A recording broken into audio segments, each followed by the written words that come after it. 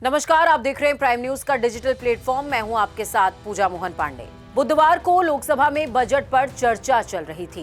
इस दौरान विपक्ष के नेता यानी कि राहुल गांधी ने केंद्र सरकार पर कई गंभीर आरोप लगाए। उन्होंने स्पष्ट कहा कि भारत अमेरिका ट्रेड डील में सरकार ने देश के हितों से समझौता किया है। जी हां, सही सुना आपने, देश के हितों से समझौते का जिक्र हुआ है। प्रधानमंत्री ने अमेरिका के सामने आत्मसमर्पण कर दिया, यानी कि सरेंडर कर दिया। इस बात का जिक्र राहुल गांधी सदन में कर रहे थे। डेटा, टैरिफ और डिजिटल नियमों में भारत ने झुकाव दिखाया। अनिल अंबानी और जेफरी एप्स्टीन का नाम जोड़ते हुए सवाल भी राहुल गांधी ने उठाए। केंद्रीय मंत्री हरदीप पुरी की भूमिका पर भी आरोप लगाए हैं और इन आरोपों के बाद संसद में भारी हंगामा हुआ। सबसे पहले जिक्र भारत अमेरिका ट्रेड डील का करेंगे। राहुल गांधी का आरोप है, उन्होंने दावा किया है कि भारत ने टैरिफ यानी कि आयात शुल्क के मामले में घुटने टेक दिए। डिजिटल व्यापार में भारत ने अपना नियंत्रण छोड़ दिया है। डेटा लोकलाइजेशन यानी कि डेटा भारत में ही स्टोर होने की नीति कमजोर कर दी है और अब भारत का डेटा अमेरिका को दिया जा रहा है। उन्होंने साफ कहा कि 1.4 लाख लोगों का भविष्य भाजपा के वित्तीय ढांचे की रक्षा के लिए दांव पर लगा दिया गया है। आत्मसमर्पण वाले बयान के बाद राहुल गांधी ने कहा कि प्रधानमंत्री सामान्य परिस्थितियों में ऐसा नहीं करते, लेकिन उन पर दबाव है, इसीलिए उन्होंने आत्मसमर्पण यानी कि सरेंडर कर दिया। ये शब्द सत्ता पक्ष को बेहद आपत्तिजनक लगा। एप्स्टीन फाइल्स का भी जिक्र यहां पर हुआ और असली विवाद यहीं से शुरू होता है। राहुल गांधी ने अपने भाषण में जेफरी एप्स्टीन का नाम लिया। एप्स्टीन कौन है, पहले वो समझ लीजिए। एप्स्टीन अमेरिकी फाइनेंसर है जो कि नाबालिग लड़कियों के यौन शोषण का आरोपी है और कई प्रभावशाली लोगों से संबंध की बात सामने आती है। 2019 में जेल में मृत्यु हुई। आधिकारिक रूप से उसने आत्महत्या की है और हाल ही में अमेरिकी न्याय विभाग ने एप्स्टीन से जुड़े 30 लाख से ज्यादा दस्तावेज सार्वजनिक यानी कि पब्लिक कर दिए। राहुल गांधी का आरोप क्या है? राहुल गांधी ने संसद में कहा कि अनिल अंबानी का नाम एप्स्टीन फाइल्स में है। केंद्रीय मंत्री हरदीप पुरी ने अनिल अंबानी का परिचय एप्स्टीन से करवाया और उन्होंने सवाल किया कि अनिल अंबानी जेल में क्यों नहीं है।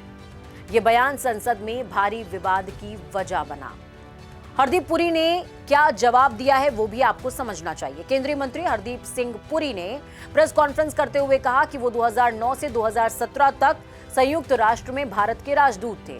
इंटरनेशनल पीस इंस्टीट्यूट यानी कि आईपीआई में काम करते थे और एक प्रतिनिधि मंडल के हिस्से के तौर पर 3 से 4 बार एप्स्टीन से उनकी मुलाकात हुई है और केवल एक ईमेल का आदान प्रदान हुआ है। उनका एप्स्टीन के अपराधों से कोई संबंध नहीं, कोई लेना देना नहीं। उन्होंने कहा कि जो भी मेल है वो सार्वजनिक है। कांग्रेस की ओर से भी पलटवार किया गया। कांग्रेस नेता पवन खेड़ा ने एक्स पर सवाल उठाए। एप्स्टीन को पहले से कैसे पता था कि हरदीप पुरी की रीड हॉफमैन से मुलाकात हुई है? ईमेल में दोस्त क्यों कहा गया? तुम चीजें करवा देते हो का मतलब क्या था? अगर संबंध सतही था तो सलाह क्यों मांगी गई? ये विवाद संसद से निकलकर सोशल मीडिया पर भी अब फैल गया है और अब इस पूरे मसले पर सरकार की प्रतिक्रिया सामने आई। निराधार आरोप है। केंद्रीय मंत्री किरण रिजिजू ने साफ तौर पर कहा कि राहुल गांधी निराधार आरोप लगा रहे हैं, बिना सबूत के आरोप लगाए जा रहे हैं। भाषण की गलत बातें कार्रवाई से हटाई जाएंगी, ये भी उन्होंने कहा। और इस पर बीजेपी प्रवक्ता सुधांशु त्रिवेदी ने कहा, राहुल गांधी झूठ बोल रहे हैं, संसद की मर्यादा का उल्लंघन किया जा रहा है और चेतावनी के बावजूद आपत्तिजनक भाषा का इस्तेमाल हो रहा है। नरवणे की किताब वाला विवाद पहले ही मुद्दा बना हुआ था और इससे पहले एक और विवाद हुआ था। हम सभी जानते हैं, राहुल गांधी ने पूर्व सेना प्रमुख मनोज मुकुंद नरवणे यानी कि एमएम नरवणे की किताब 4 स्टार्स ऑफ डेस्टिनी का अप्रकाशित अंश उद्धृत करने की कोशिश की, यानी कि उघार करने की कोशिश की। लोकसभा अध्यक्ष ओम बिरला ने कहा अप्रकाशित सामग्री को कोड नहीं किया जा सकता और इसके बाद विपक्ष ने आरोप लगाया कि उन्हें बोलने नहीं दिया जा रहा और अविश्वास प्रस्ताव की नोटिस तक नहीं दे दी गई। असली मुद्दे क्या हैं वो समझिए। परत दर परत आपको मैं समझाने की कोशिश करूंगी। अब पूरे विवाद को 5 मुख्य परतों में समझते हैं। राजनीतिक रणनीति, राहुल गांधी आक्रामक रुख अपना रहे हैं, सरकार उन्हें असंवैधानिक भाषा का आरोपी बता रही है, संसद में टकराव की राजनीति चरम पर नजर आ रही है और ट्रेड डील पर सवाल हो रहा है। ये तकनीकी और जटिल मुद्दा है।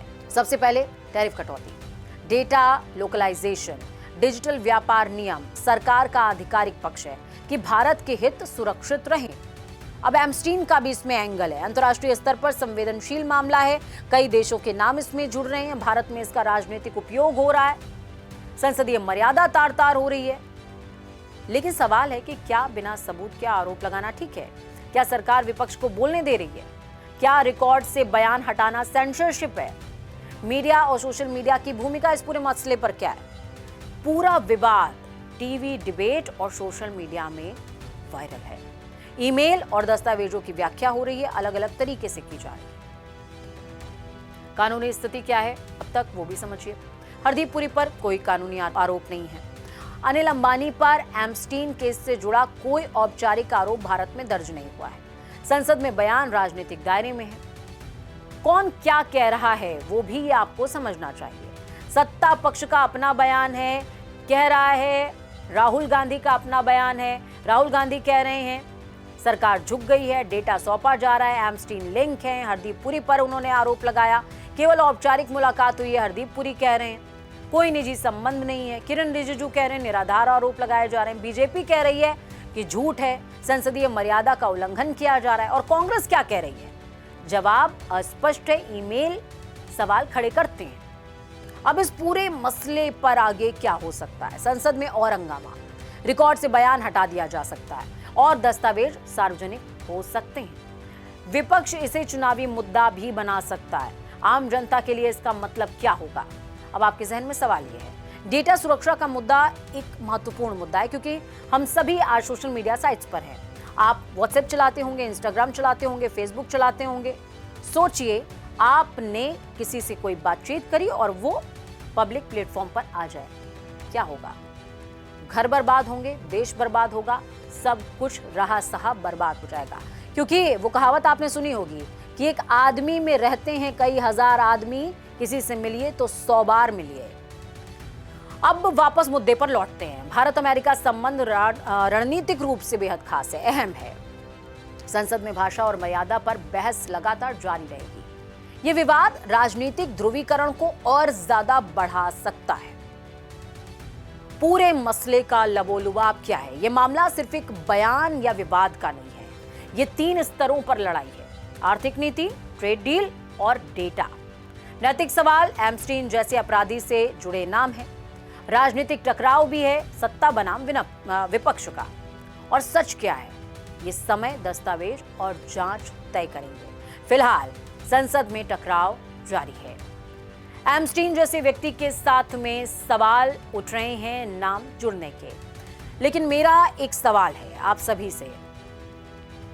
जेफरी एमस्टीन जैसा व्यक्ति जो कि एक आइलैंड पर ये तमाम अनैतिक प्रक्रियाएं करता था, आज की तारीख में हिंदुस्तान ही नहीं, मुल्क, अलग अलग मुल्कों के अलग अलग घरों में, लगभग 90% घरों में आपकी 20 साल की, 15 साल की, 10 साल की, 5 साल की बच्चियां शोषण का शिकार, नजरों से भेदी जाती हैं हर मिनट। उनके लिए कौन आवाज उठाएगा?